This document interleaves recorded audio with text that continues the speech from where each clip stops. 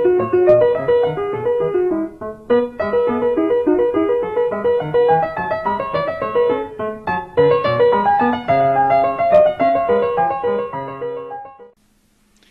previous lectures, we talked about the formation of the earth, the creation of petroleum, and how and where it accumulated. This all happened millions of years ago. In this lecture, we will discuss some of the scientific techniques and tools that geologists and geoscientists use today to find these oil and gas accumulations. Petroleum exploration is a process that uses science and technology to determine where to drill the first well. Here, I'm going to describe and illustrate these techniques and their tools that will allow petroleum engineers and petroleum geoscientists to see deep underground into what we call the subsurface. With good tools and proper interpretation, we can increase our chances of finding profitable accumulations of oil and gas. But how do we pinpoint the exact location that will maximize our chances of finding producible oil?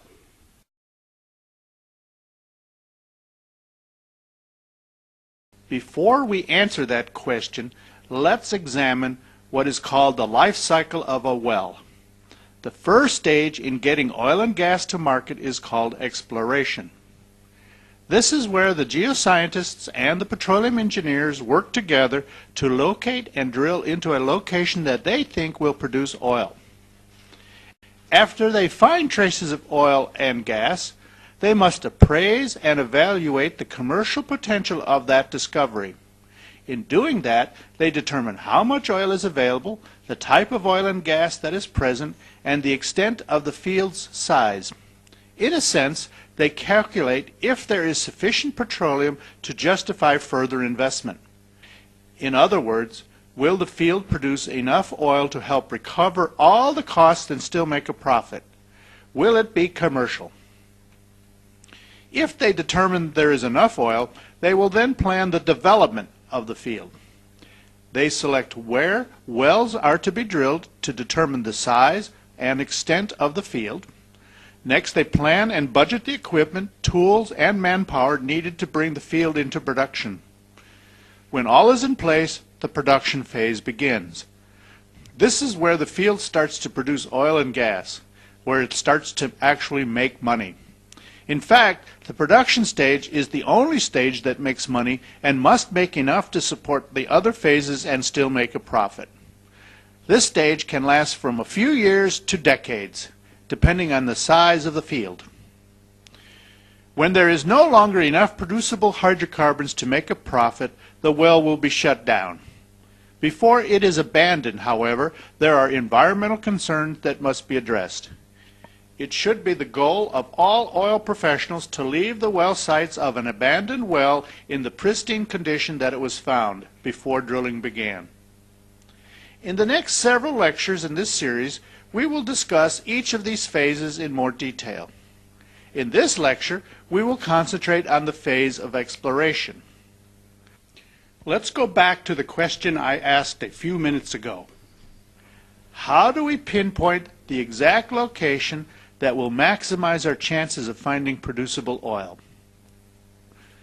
To help understand the process of pinpointing an exact location to drill, let's examine what geoscientists and geologists do. In petroleum exploration, they study the surface and subsurface of the earth by looking for evidence of the lithification of organic material in the rock, the diagenesis of hydrocarbons, the upward migration of oil into a reservoir rock, and the entrapment and accumulation of these hydrocarbon molecules. By using the organic theory of how oil is created, they pinpoint possible formations where hydrocarbons could accumulate.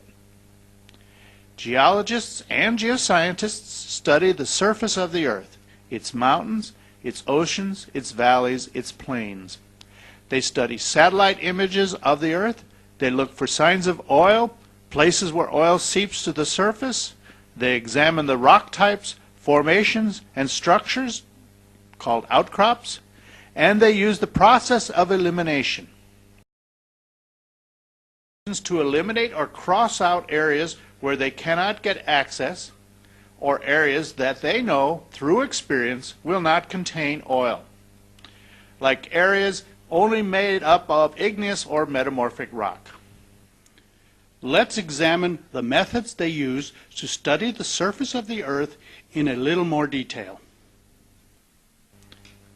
In the first method, they look for signs of oil on the surface. An oil seep is an area where the oil trap has been broken and oil is now seeping naturally to the surface. For thousands of years, people have been able to use the oil that sits in pools and tar pits on the surface of the earth because this oil was easy to find. As you can see in this illustration, gaseous components in crude oil have evaporated, leaving these heavier tars. Nowadays, geologists still look for these seeps because they suggest that trapped oil may be present nearby, that black marine shale or other source rock might be nearby in the subsurface. In this image of a hypothetical oil seep, you can see that entrapped oil is still present nearby. Here is another example. Oil is trapped but is overflowing because there is so much. This is called a spillover of a trap. Unfortunately, most oil seeps have been discovered and exploited, but there still may be some undiscovered ones in remote, unexplored areas. Since the earth is dynamic and changing, as we learned earlier, new oil seeps can also suddenly appear after recent earthquakes that weaken the cap rock, allowing oil to migrate to the surface. Although new ones are rare, we still must keep an eye out for them. Another method geologists and geoscientists use to study the surface of the Earth's geology is to focus on formation outcrops, the surface exposure of underlying rocks. They endeavor to estimate what might be underneath by studying rock structures that have been pushed to the surface. But how can the geologist know what happens to the outcrop formations that disappear underground into the subsurface?